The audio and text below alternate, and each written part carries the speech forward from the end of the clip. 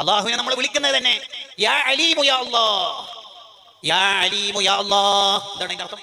എല്ലാം അറിയുന്ന അല്ലാഹ്. കറുത്ത രാത്രി, കൂരിരുട്ടുള്ള രാത്രി, ആ രാത്രിയിൽ കറുത്ത പാറയിലൂടെ നടന്നു നീങ്ങുന്ന ഒരു കറുത്ത ഉറുമ്പിന്റെ രണ്ടു കാലുകൾക്കിടയിലുള്ള അകൽച്ച പോലും അള്ളാഹുവിനറിയാം. അള്ളാഹു ഖബീറാണ്. ഇന്നാലിന്ന സെക്കൻഡിൽ, ഇന്നാലിന്ന നാട്ടിൽ നിന്ന്, ഇന്നാലിന്ന മനുഷ്യൻ, ഇന്നാലിന്ന വിരൽ കൊണ്ട്, ഇന്നാലിന്ന രണ്ട് മുടികൾ അവൻ ചൊറിയും. അതറിയാലോ. പിന്നെന്താ നമ്മൾ ലിറ്റ് ഓഫ് ആക്കിയിട്ടുണ്ട്? വാതിലടച്ചു വേണ്ടത് എന്താ? ഡിലീറ്റ് ആക്കിയിട്ട് കാര്യം എന്ത് കാര്യം? മുഅ്മിനീങ്ങൾക്ക് നന്നാവാൻ വഅളുകൾ കൂടുതൽ ആവശ്യമില്ല. അല്ലാഹ് എന്ന പദം മതി, അത് മാത്രം മതി, അത് മാത്രം മതി. അല്ലെങ്കിൽ രണ്ട് ഓപ്ഷനല്ലേ ഉള്ളൂ. ഒരാൾ മൊബൈൽ എടുത്തിട്ട് വല്ല ഹറാമും കാണുന്നുണ്ടെങ്കിൽ ആകെ രണ്ട് ഓപ്ഷനല്ലേ അവിടെ ഉള്ളൂ. ഒന്നാമത്തെ ഓപ്ഷൻ, ഞാൻ ഈ ചെയ്യുന്നതെല്ലാം അള്ളാഹു കാണുന്നുണ്ട് എന്ന് ഈ കാണുന്നയാൾക്കറിയാം, ആ ചിന്തയുണ്ട്. എന്നിട്ടും അയാൾ തെറ്റ് കാണുകയാണെങ്കിൽ അതൊരു ധിക്കാരാണ്. അള്ളാഹു കണ്ടാലെന്ന ലൈഫ് എൻജോയ്, ജീവിതം അടിച്ചു പൊളിക്കാണല്ലേ.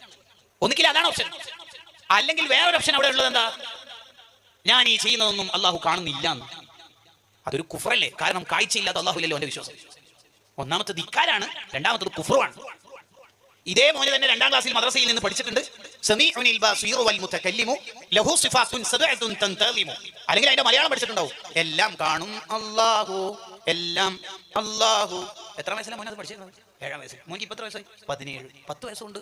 10 കൊല്ലം കൊണ്ട് അള്ളാഹുവിന് കാഴ്ച പോയോ? ആണോ? അപ്പൊ പിന്നെ കൂടുതൽ വാളുകളുടെ ആവശ്യമില്ലാത്ത വണ്ണം അല്ലാഹ് എന്ന ആ ചിന്ത മതി നമുക്ക് നന്നാവാൻ.